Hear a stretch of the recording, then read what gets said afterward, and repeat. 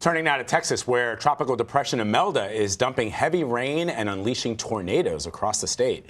Imelda is moving north with winds of up to 30 miles per hour. The storm spawned several twisters east of Houston, damaging homes and other structures.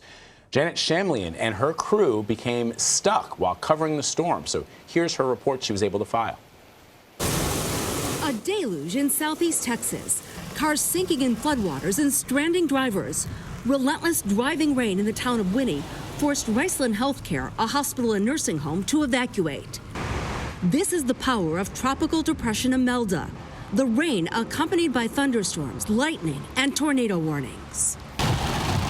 In Baytown, about 25 miles east of Houston, some drivers risked going through the rising flash floodwaters during rush hour. Call it in for me, it's down. Others drove through a tornado in Highlands, Texas. The twister crossed a road in the path of trees, power lines, and cars. Some homeowners are already starting the cleanup of downed tree limbs and debris from roofs. Coastal areas experienced some of the worst of the storm. It was shaking, it was just very loud, rumbling, and it was lightening up. In the community of Sargent along the Texas coast, almost 20 inches of rain has fallen this week. More is expected. The rain isn't stopping anytime soon. We might get another 80% chance of rainfall. So if we get that on top of this, there's a chance we could experience some more flooding again. All right, so CBS News weather producer David Parkinson joins us now with more. Flash flood watches are in effect for parts of eastern Texas, western Louisiana. How serious is the flooding going to be? And I got to say, I talked to Janet yesterday. Right. And yeah, they warned there was going to be flooding, and you know, some schools were closed. I don't think anyone expected this. Yeah, I mean, this is really difficult. Obviously, you saw the issue where they were apart, and I think the story that was relayed to them in the field was that even everyone on the ground did not think that it was going to be this bad, and what basically, as soon as the flash flood warnings started coming out, the phone started alerting off. They tried to get to her in a Suburban. The Suburban couldn't make it.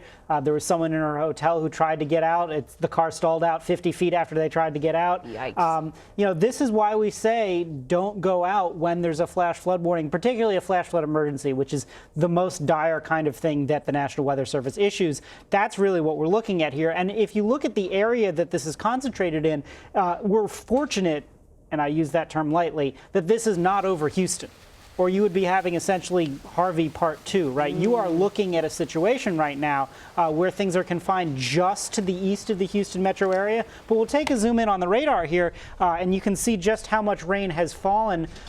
Just in some of those pictures alone, that was 2 feet of rain to the southwest in that sort of darker area by Bay City. That was primarily yesterday. But now we're looking at this area that continues to just pump in rain just to the east of Houston. So one of the things that I want to point out as we zoom in here, this is the live sweep of the Doppler radar, and you can see that area from pretty much Beaumont to Winnie here, I'll sort of circle it there, that's the area that we've been seeing 28, 29, 30 inches of rain. But let me put this on a loop for you. This is a 6-hour loop.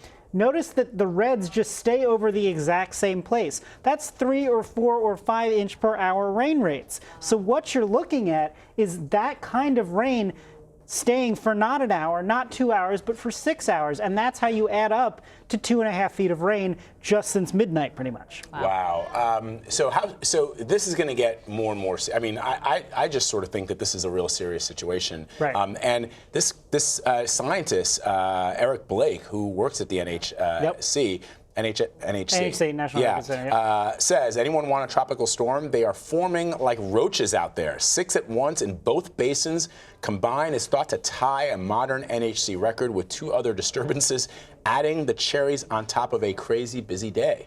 Yeah, so I mean that's the crazy thing here is that for the National Hurricane Center, Imelda is now so far inland that they have transferred this now to a different office. It's now the Weather Prediction Center. So it is no longer a tropical system that they are worried about, but this is now on the offices in Houston, in Lake Charles, and the local offices that do so much of the work. So one of the reasons why, and I hate to bring something up from a couple weeks ago, but one of the reasons why everyone got on in defending the Birmingham office is after the sort of hurricane Alabama, Sharpiegate, right? That's because it's offices like Birmingham, like Lake Charles, like Houston, that are putting out these warnings. I mean, there have been 2 or 3 warnings every hour. There's been tornado warnings during the flash flood warning. So it's one of those things, do I go to the higher level because I need to get away from the water, or the lower level because I need to be careful in the tornado? All of these things are incredibly complex systems, and everyone in the Weather Service does everything they can do to keep people safe. But then it's also on the first responders who have to go out there. There's been more than 200 rescues that have had to be done, and there's certainly more that have been requested. And so this is something that's really going to continue for a long time going forward, and that's because you've got this flash flood watch, which is an area, as you said, that goes all the way into parts of Louisiana, and then you've got these flash flood emergencies. Right now they run to noon. I would not be surprised in the least to see them extended at least into the mid-afternoon, because this storm is just going to keep pumping rain. There's just so much available moisture that's coming in off of the Gulf. You sort of see these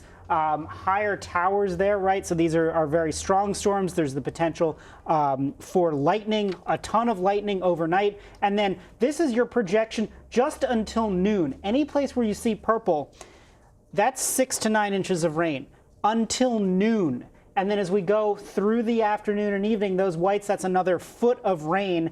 And you can see just how close that is to Beaumont. It doesn't take much in these tropical systems to shift that 10 or 15 miles. So yeah, it is plausible that some place picks up 3.5 feet of rain by the time the storm is all over. And because, not to say that people were necessarily totally caught off guard, but it's not like we've mobilized the Cajun Navy. It's not like we've got people in from all parts of the country helping out here. Beaumont and Winnie were sort of on their own during Harvey because all the focus was on Houston, and they really had to take care of their own.